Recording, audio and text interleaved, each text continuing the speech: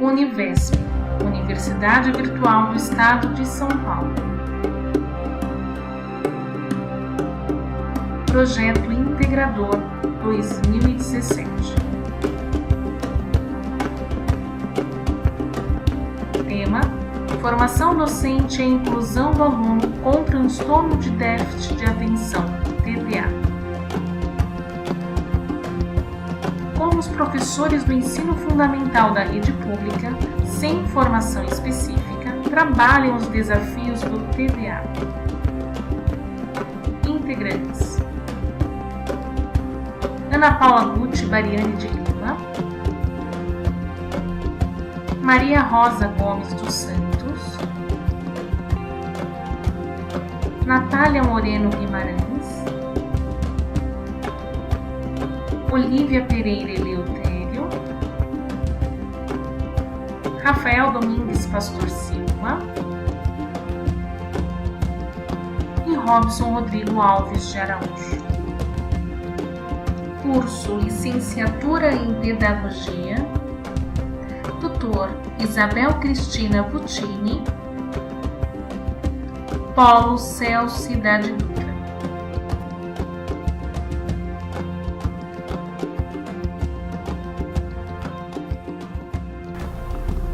No Brasil, a incidência é de 4,4% das pessoas entre 4 e 18 anos apresentando diagnóstico de TDAH. 58,4% não tinham sido diagnosticadas anteriormente. 1,6% dos que tinham sido diagnosticados faziam uso de medicamentos sem precisar do mesmo.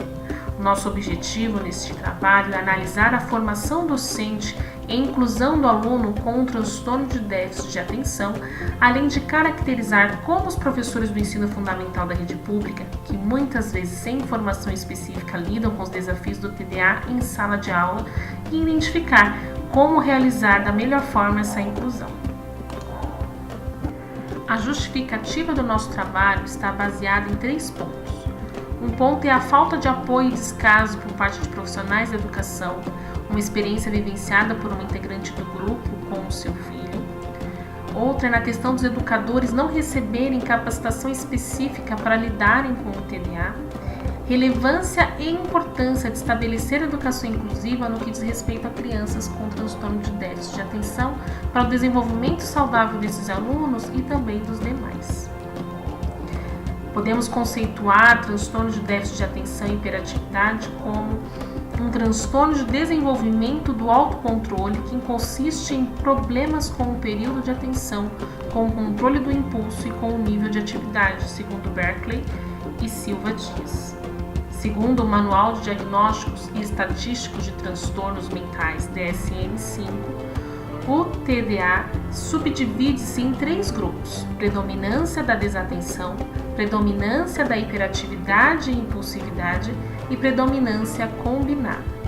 A predominância da desatenção seriam vários sinais de distração e ausência de atenção, mas não manifesta os sintomas de hiperatividade e impulsividade com predominância.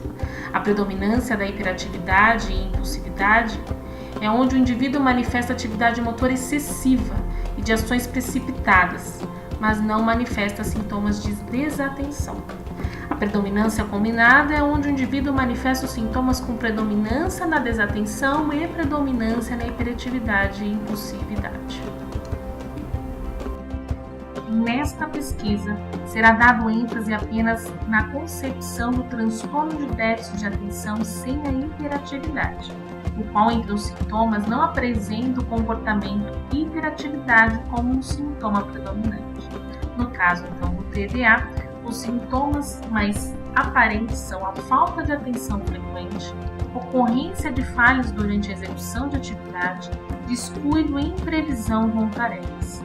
Tem dificuldade de manter a atenção nas aulas e em leituras longas. Não percebe quando lhe falam diretamente, por parecer estar com o pensamento em outro lugar. Frequentemente apresenta dificuldade de finalizar tarefas escolares, perdendo o foco constantemente e em organizar e esquematizar as equações das atividades. Ele evita tarefas que exijam esforços mentais por muito tempo. e distrai-se muito facilmente com ocorrências externas. Perde constantemente objetos pessoais ou materiais escolares, como livros e cadernos. A melhor forma de realizar o diagnóstico é a partir da história de vida do indivíduo, considerando os diversos aspectos, como escolar, profissional, familiar, social e até o afetivo, e isso pode ser organizado por etapas. Procurar um médico especializado, relacionar ao médico suas dificuldades e desconfortos nas áreas delas profissionais, escolares, afetivo, familiar e social. Analisar que essas dificuldades estão presentes desde a infância. Confirmar que há maior grau de intensidade nessas dificuldades comparando-se a outras pessoas nas mesmas condições. E eliminar a possibilidade de haver outro diagnóstico médico que explique as consonantes supracitadas. Ao elaborar esse trabalho, identificamos que existem marcos históricos referente a ações para haver uma inclusão. Porém, percebemos que a visão da real inclusão é muito recente. Antes da LTP, Lei de Diretrizes e Bases, e do PNE, Plano Nacional de Educação, as leis e os textos não priorizavam a matrícula na rede regular de ensino. A Lei 13.146/15 é uma grande conquista. Porém, ainda existem muitas dúvidas em relação às deficiências que serão contempladas com a lei, principalmente em relação aos transtornos do neurodesenvolvimento, como é o caso do TDA e do TDAH. O único transtorno nessa categoria que é mencionado nominalmente na lei é o transtorno do espectro autista. Fazendo uma análise comparativa com a definição de deficiência segundo a Lei 13.146/15, podemos concluir que o TDA e o TDAH pode limitar as atividades diárias e trazer comprometimentos psicossociais, se enquadrando na descrição da lei. Porém, por não ser citado nominalmente na lei, fica a critério da interpretação da mesma. Mas, antes desta lei, já havia respaldo jurídico para a inclusão de alunos com TDA e TDAH, a Resolução CNE-CEB número 02/2001. Nela institui-se as diretrizes nacionais para a educação de alunos que apresentem necessidades educacionais especiais. Então, temos o respaldo jurídico legal para a inclusão desses alunos. Agora, nos resta saber, será que essa inclusão realmente é feita? Como o professor coloca em prática o plano da escola para cumprir a lei? O aluno com TDA, quando chega ao ensino fundamental, muitas vezes chega sem o diagnóstico. E o fato desse transtorno ter limitações nem sempre tão visíveis e que aparentemente tais alunos têm uma conduta normal e saudável, tem que se considerar que para esse tipo de limitação ficam escassos cursos e formações e as procuras por estes cursos. Até mesmo no caso dos professores já formados em carreira, eles não têm essa formação. Eles não foram capacitados para atender essa nova demanda. Em sala de aula, cada docente tem uma condução para a sua turma, fazendo com que a educação seja um processo individual e que requer uma sensibilidade ampliada do mesmo para que esta não seja tratada por seu transmissor como algo homogêneo. Assim, de forma limitada, mais sutil, cada professor faz valer a lei, mesmo estes não sendo preparados para a resolução de tais especificidades. Não podemos afirmar, então, simplesmente que à medida que tais mestres desempenham seus papéis de forma heróica e grandiosa, alunos com TDA tenham suas necessidades sanadas. Muito pelo contrário. Mesmo a lei respaldando tais alunos, estes ainda diagnosticados são também educados de forma generalizada. Realizamos uma pesquisa por amostragem com o fim de apreciar a realidade nas escolas públicas e a visão do professor. Nossa pesquisa de campo apresenta dados colhidos junto aos professores da Escola Estadual Professor José Geraldo de Lima, situada na Rua Antônio Mariano, São Paulo, capital. As respostas mostram um cenário que, em sua maioria, cumpre a lei de inclusão, mas existem algumas questões que precisam mais atenção, entre elas a formação dos professores, que demonstra-se insuficiente com relação a essa especificidade, a orientação às famílias que, em geral, não sabem como lidar, e é um outro ponto a ser discutido para a efetivação dessa inclusão. Temos a resposta de uma das professoras entrevistadas. A Base Educacional do Estado de São Paulo prega uma educação para todos. Porém, o dia a dia nos mostra que esta tarefa está longe de ser efetivada com qualidade. Creio que muitas escolas têm boa vontade, mas falta estudo, atualização e parcerias com instituições que possam viabilizar caminhos pedagógicos sólidos, logo uma inclusão eficiente. Bom, sabemos que o TDAH compromete o bom desempenho escolar dos estudantes e precisa de um olhar mais criterioso para que de fato haja inclusão. Os encaminhamentos após as observações de alunos com sintomas necessitam de profissionais especializados para que ocorra o diagnóstico preciso.